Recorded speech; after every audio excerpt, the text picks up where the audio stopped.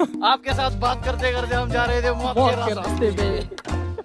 तुम्ही किती पण मोठे व्हा, कोकण काढायला आल्यावर हे करणं मॅन्डेटरी.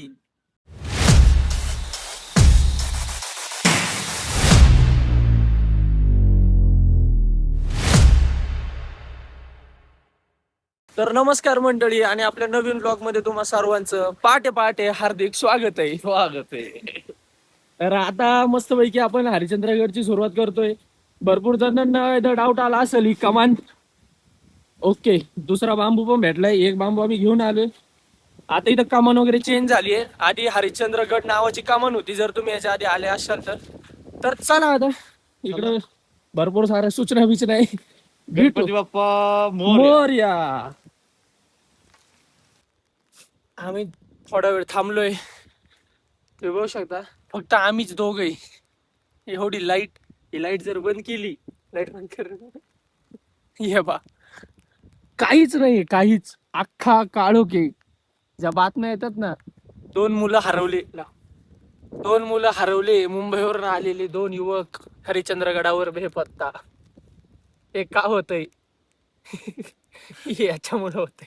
तरी अजून आम्ही दुकानपर्यंत नाही पोहोचलो. पहिला गडी गारत पहिली अवदसा चालू झालेली आहे. आता आम्ही मस्तपैकी वर जातो, बाकीचं नंतर बघू. थोडा वेळ आरामासाठी इथं पडलो होतो आम्ही दोघं. भाऊ म्हणते अजून 10 मिनिटं झोपलो तर डायरेक्ट इथं झोपी जाय. इथपर्यंत आलोय. एक ग्रिल वगैरे दिसतंय तुम्हाला. इकडनं पहिली शिडी वगैरे चढून आलोय. कालच्या ब्लॉग मध्ये आपण ज्या धबधब्याजवळ चाललो होतो, तो धबधब्याचा आवाज तर आम्हाला 10-15 मिनिटं झाली असतील येऊ राहिलाय. पण धबधबा काय अजूनपर्यंत आलेला नव्हता. शेवटी असं वाटतंय की धबधबा असावा, पण खालच्या पाण्याची तीव्रता बघता आणि ह्या पाण्याची तीव्रता बघता असं नाही वाटत की हा धबधबा आहे.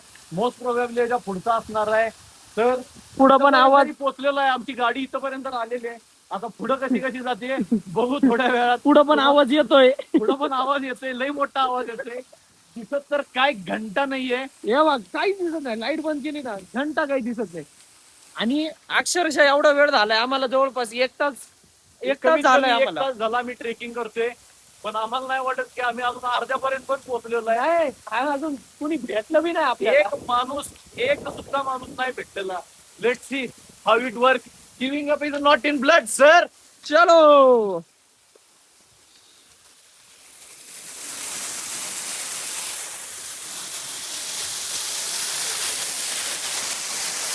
हे बघा, तुम्हाला तिथं धबधबा दिसतोय. मी म्हणत होतो संकल्पला तिथं जाऊ, पण संकल्प म्हटला नको, बिकॉज यहाँ 2 रास्ते थे. एक था आसान रास्ता, एक था मौत का रास्ता. भाई ने मुझे बोला कि अभी हम जाएंगे मौत के रास्ते से, तो वी आर गोइंग टू धबधबा. Let's see how it works. लेकिन हम वो रास्ता नहीं चुन सकते हैं, क्योंकि हमारी मम्मी घर पे वेट कर रही है. तो हम आई एम गोइंग टू आसान रास्ता. चलो. लई चढलोय, पण आता पुढं काहीच दिसेना. एवढे धुक. आता लाईट बंद केली आम्ही, काही गरज नाही, उजाडले.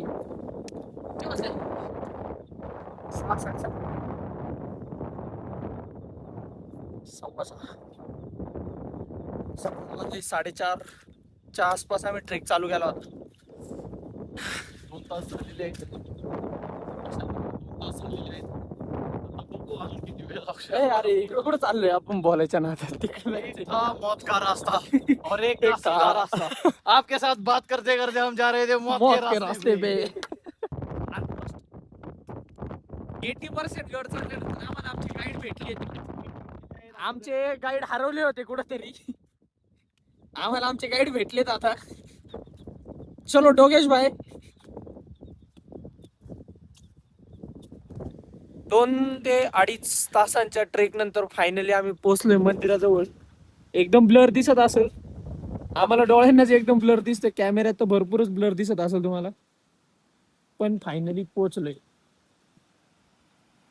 पूर्ण बघा, पूर्ण कुठंच काही दिसत नाही, अख्खं जाम.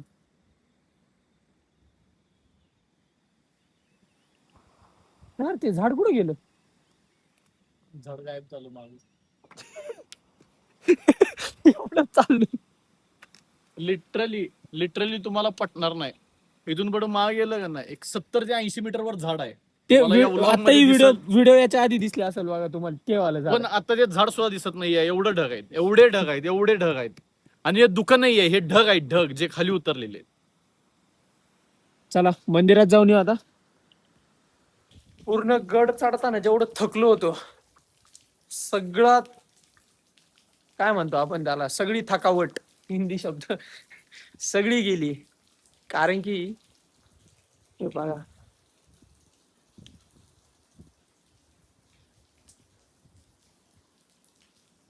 म्हणजे एवढं भारी वाट राहिले नाही इथं आल्यावर.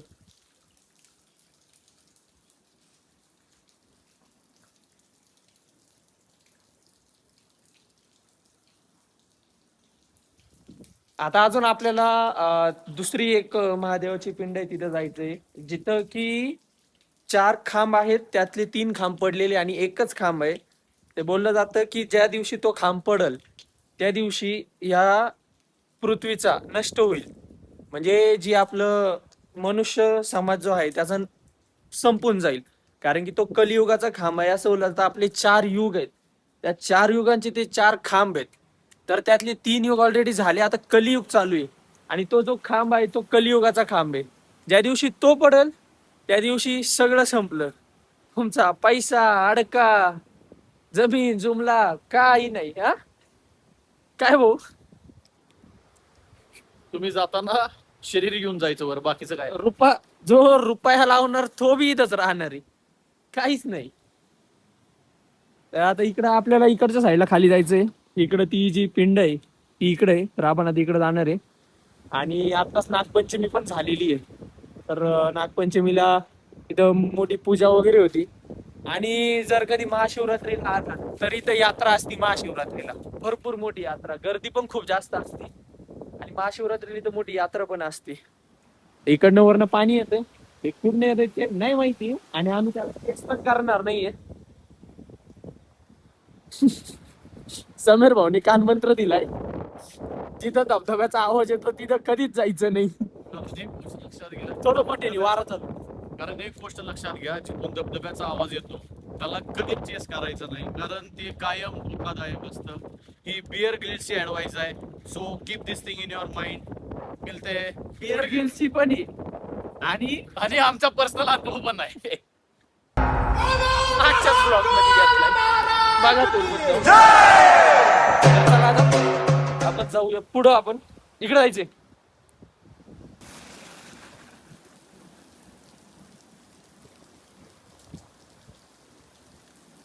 तर भावानं हीच ती गुफा आहे जिथं आतमध्ये महादेवाची पिंड आहे.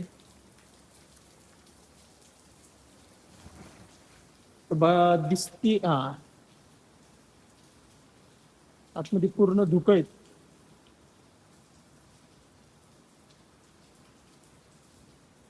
आणि हा हे जे 3 खांब दिसतात ते तुम्हाला बघा, एक हा, एक तिथं माग, आणि एक ह्या खांबाच्या माग तो नाही दिसत आहे.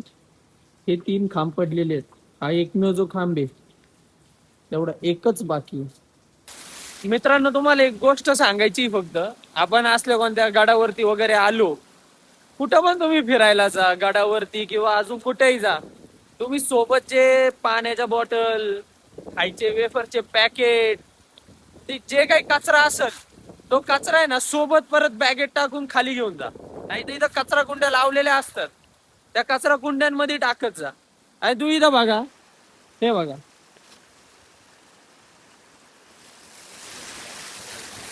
आता ह्या फुलं वगैरे ही गोष्ट ठीक आहे, कारण की हे सडून जाणार आहे, प्लॅस्टिक साडणार नाही. तेवढं करू नका रे. आपलेच गड किल्ले आहेत, आपणच सांभाळले पाहिजे. कोकण कड्यावर पोहोचलो आणि आम्ही दोघं सोडता कुणीच नाही. भूकले लागली, वाटलं होतं इथं दुकान वगैरे चालू असेल, काहीतरी नाश्ता करू, पण काहीच नाहीये आणि कुणीच नाहीये. अख्खं रिकाम आहे, अख्खं.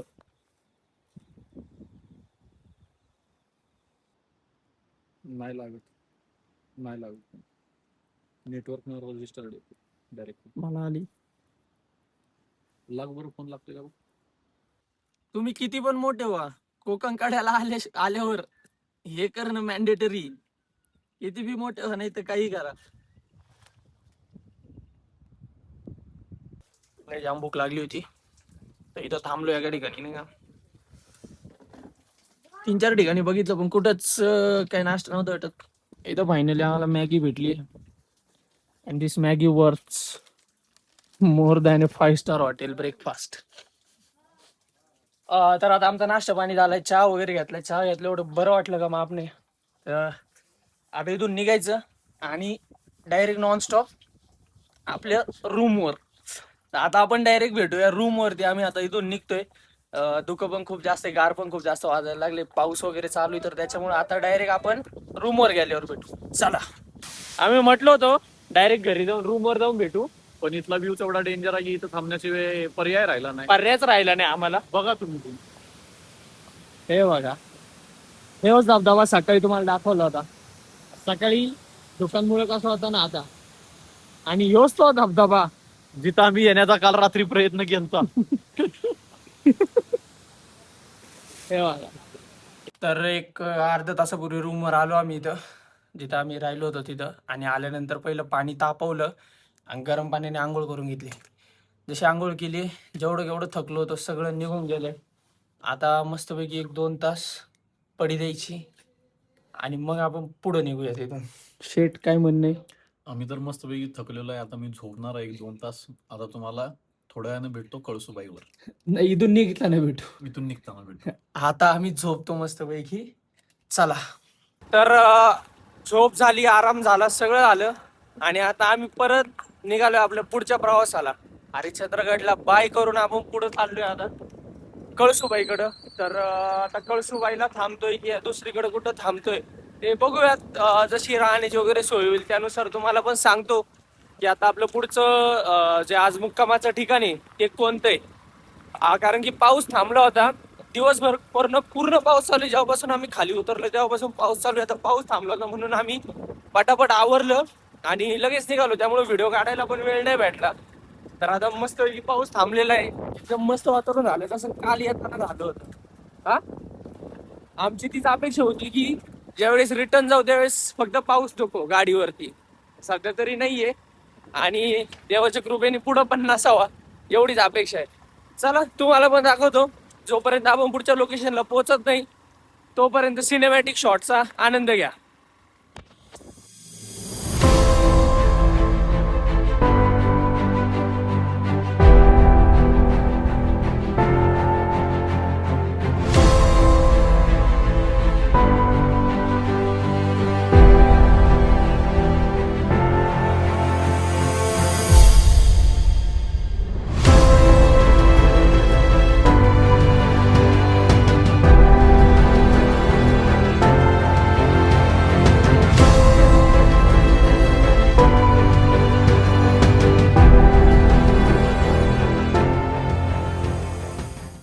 तुम्हाला बोललो होतो का आपलं पुढचं जिथं राहायचं ठिकाण राहील तिथं गेल्यावरच भेटूयात, पण इथं थांबणं मॅन्डेटरी होतं. बघा एकदा व्ह्यू बघा एकदा. कस काय आहे की नाही महाराष्ट्राचं मुन्नार.